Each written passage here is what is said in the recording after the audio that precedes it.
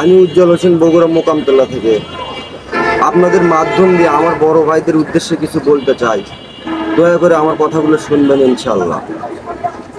তো আমরা 177 নম্বর এমআর খতিয়ান সংশোধনের জন্য 1992 সালে মামলা দায়ের করেন আমার দাদি কান্দি বাবা, আমার বাবা আবু বকর সিদ্দিক, রিজাউল করিম, মোহাম্মদ আলী, মুসা, এই আসিয়া বেওয়া, আবুল হোসেন, মমতাজ আলী, আব্দুল কুদ্দুস, খাজা, শাহজাহান, শালম, রহিমা বিবি, বাবলু, মকবুল, মাকবুল, মজিবর, তাদেরকে বিবাদী করে 139-92 অন্য মোকদ্দমা দায়ের করেন শিবগঞ্জ কোর্টে। মামলাটি নিষ্পত্তির জন্য বদলি হয়ে ধনির সহকারী জজ আদালতে গিয়ে উক্ত মোকদ্দমা 9/10/94 তারিখে রায় হয়। 12/10/94 তারিখে রায় ডিগ্রি স্বাক্ষরিত হয়। 177 নম্বর এমআর খতিয়ান হইতে উক্ত হানিফ মন্ডলের নাম কর্তনের নির্দেশ দেন মাননীয় আদালত।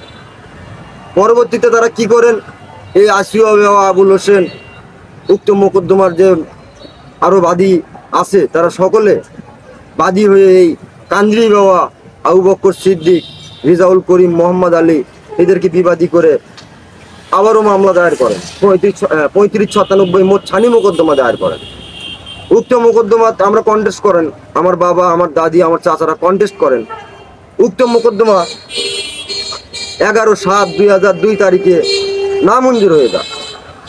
পরবর্তীতে তারা কি করেন, পরবর্তীতে তারা আবারও আপিল করেন 145/2002। উক্ত 145/2002 মোকদ্দমা নিষ্পত্তির জন্য বদলি হয়ে জেলা জজ আদালতে 54/2004 নম্বর লিপিবদ্ধ হয়ে বিচার কাজ চলতে থাকে।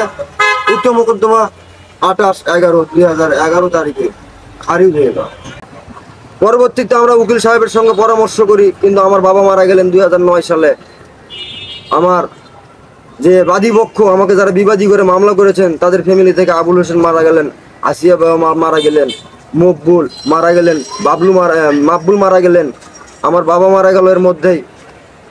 তো পরবর্তীতে আমরা থেকে গেলাম, আমরা উকিলের সঙ্গে পরামর্শ করলাম, মাননীয় আদালত মামলাটিকে খারিজ করে দিলেন, এখন আমাদের কি করণীয়।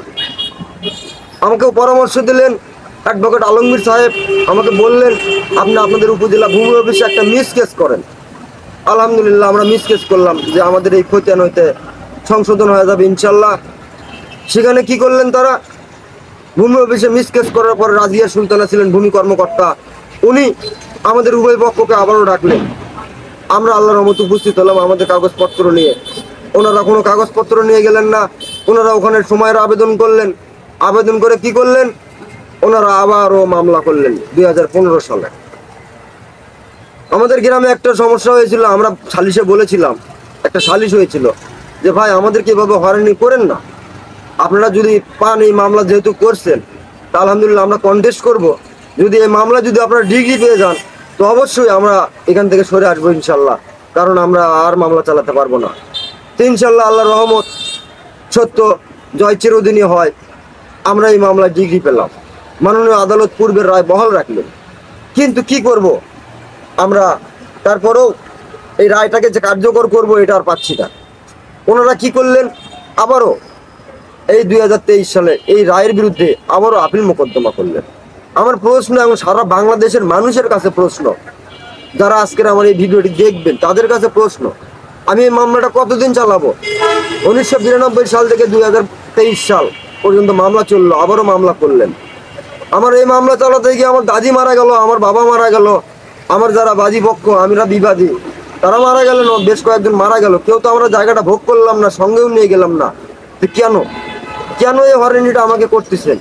তা আমি আসলে আপনাদের মাধ্যম দিয়ে আমার বড় ভাই সেকেন্দার ভাই, শফিক ভাই, রফিক ভাই, শহীদুল ভাই, নান্নু ভাই, পিস্তুল ভাই, নুননবী ভাই, আমার মজিবর ভাই আছেন, মাকবুল ভাই মারা গেছেন, বাবলু ভাই আছেন, আমার খাজা আছে, খাজা মারা গেছে, শাহজাহান আছে, শালম আছে। তা আমি আপনাদের সকলের পায়ে হাত দিয়ে বলতেছি, অনুরোধ করতেছি, আমি যে কোর্টের মাননীয় আদালত আমাকে যে 4টে ডিগ্রি দিয়েছেন, আমার এই ডিগ্রিগুলো যদি ভুয়া অযৌক্তিক হয়ে থাকে তা আপনারা আমাকে বলবেন, আমি আল্লাহর রহমতে এখান থেকে সরে আসবো ইনশাল্লাহ। কারণ আমি আর এই মামলা চালাতে পারছি না। এখন এই মামলা চালাতে গিয়ে আমিও মরে যাব, আমার দুটো সন্তান আছে, হয়তো বা তারা এই মামলা চালাবে। তা আসলে আমি আর পারবো না ভাই, আপনাদের পায়ে হাত দিয়ে বলছি, যদি আপনারা জমি পেয়ে থাকেন, আমার মামলার যে ডিগ্রিগুলো যদি অযৌক্তিক, ভুয়া, অকার্যকর হয়ে থাকে, তো অবশ্যই আমি আপনাদেরকে জায়গা থেকে ছেড়ে দিয়ে আমি চলে আসবো ইনশাল্লাহ। আমি উজ্জ্বল কথা দিলাম, আমি গাছতলায় থাকবো। আমি চাচ্ছি আর একটা সমাধান। আমরা আর তৃতীয় পক্ষকে টাকা পয়সা দিতে চাচ্ছি না, কারণ এখান থেকে আমি ক্ষতির সম্মুখীন হচ্ছি ভাই, কিন্তু মাঝখান থেকে লাভবান হচ্ছে এই যে উকিল মহুরি, এই যে এই শ্রেণীর মানুষগুলো। তা আমরা কেন ভাই, আমরা কয়দিন থাকবো? তা আমি আমার বড় ভাইদের, আমার চাচাদের, যারা আমার বিরুদ্ধে মামলা করেছেন, আমার এই রায়ের বিরুদ্ধে মামলা করেছেন, আপনাদের পায়ে হাত দিয়ে বলছি, অনুরোধ করছি, আপনারা কাগজগুলো নিয়ে বসে যদি আপনারা পান আমাকে বলেন, আমি মুহূর্তের মধ্যে জায়গা খালি করে দিয়ে চলে আসবো ইনশাল্লাহ। আমাকে শুধু একটু সময় দিবেন, আমার বাড়ি ঘর ভাঙে চুরে নিয়ে যেতে যে সময়টুকু প্রয়োজন, এটুকু সময় চেয়ে নেবো, আপনাদের পায়ে হাত দিয়ে চেয়ে নেবো। নতুন করে আমাকে আর মামলা জড়ায়েন না।